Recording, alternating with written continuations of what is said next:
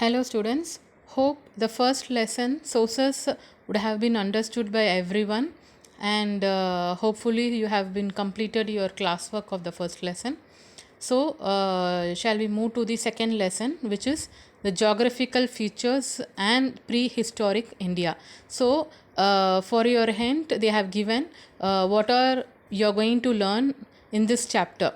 The first part will be the physical features of India. India is both a subcontinent as well as the peninsula. Recognize the neighboring countries of India, the living style of man in prehistoric period and the Stone Age. So these are the things which you are going to see in this chapter. Okay. So shall we move on to the chapter? The geographical environment has influenced every country and people in the world. You all know that like the geographical environment means nothing but the nature. It has affected a lot over the country and the people in the world. So there is an intimate relationship between the human life and the environment.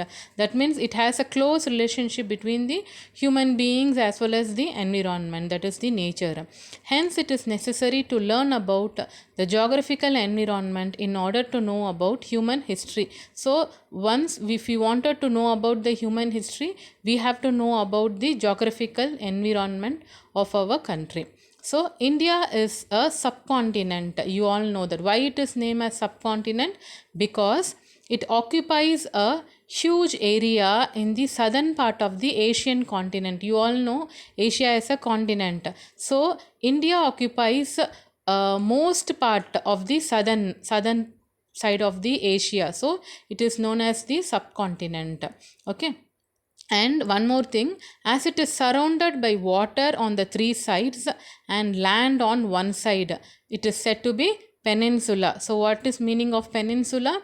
One side it land and it has been surrounded by three sides by water. So it is known as the peninsula. Okay.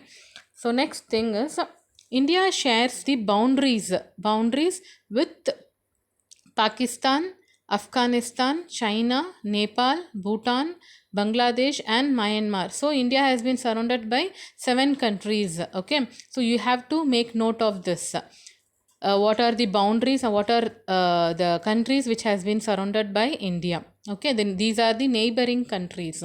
And it consists of 29 states and 6 union territories and one national capital, which is the Delhi. Okay. So in this para, you can able to find out, you can sort out the points. Okay. So that it will be easy for you to learn.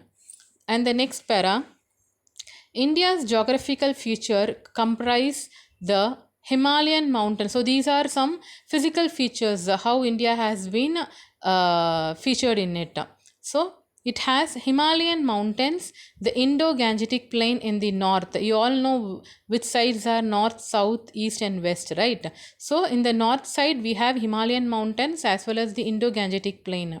The Deccan Plateau and the coastal region in the south, which is the down part. So you can know this is the map, right? So in the northern part you have Himalayan mountains and the Indo-Gangetic plain, and in the southern part you have the Deccan Plateau and the coastal regions. Okay. So in further we will go and see what are given in this.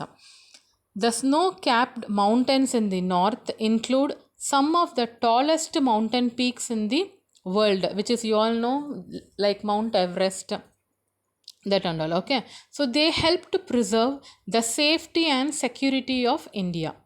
There have been very few intrusions on ancient India from the northern Himalayan region.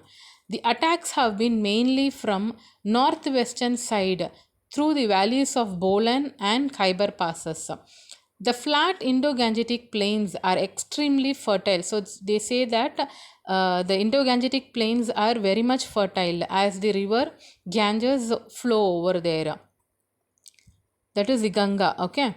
So the Asian civilization of the Indus Valley and the Vedic period flourished here. So they used to say as the Indus Valley and the Vedic period were flourished at those times. Many battles have been fought from time to time to establish control over this area. So there were many battles to to accomplish the area, which is this one. Usually, the dynasties that established control over this fertile Gangetic plain also established empires. So, the dynasty which has control over this Gangetic plain were the empires. So, they established the empire itself over those area. Okay, so not only they made the dynasty, they even made the empire over there.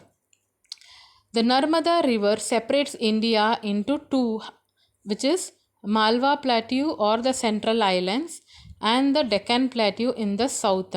So, while we will going through the rivers of India map, we can see how the Narmada river has been divided, separates India into two. So, as we see in this map, the Narmada river flows here. Okay, so it separates India into two halves. One is the Malwa Plateau or the Central Highlands, another one is the Deccan Plateau over in the south. Okay, so the Mauryas and the Guptas ruled these areas of ancient India. So who ruled over this area? Mauryas and the Guptas. So the Indian coastline is vast and stretches over 6,100 kilometers. So make a note of it that the Indian coastline is almost over 6,100 kilometers. So the eastern coastline is called the Coromandel coast.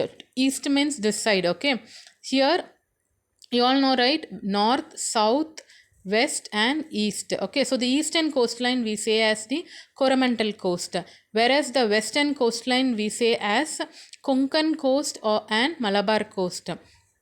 The numerous ports on this coastline have attracted the Romans from time immemorial. So what they say, during the ancient times, the Romans have a rule over here. They used to do trades over India. So the coastlines were very much useful for them to do the trade. Okay, so foreign trade was carried on in those days only through sea routes. Okay, so as a result, port towns flourished, resulting in the rise of powerful kingdom in south like Pandyas, the Cheras and the Cholas. So at those times, these three kingdoms were very much cherished because of this trade between the foreign traders. Okay, the diversity in the Indian geographical environment has also influenced the lives of communities living here. Okay, so what they say is that diversity means the difference. The difference in Indian geographical environment has also influenced, have an effect the lives of communities living here. Okay, the people, that means the persons who are living in the community, it has also been affected. Okay, how it has been affected?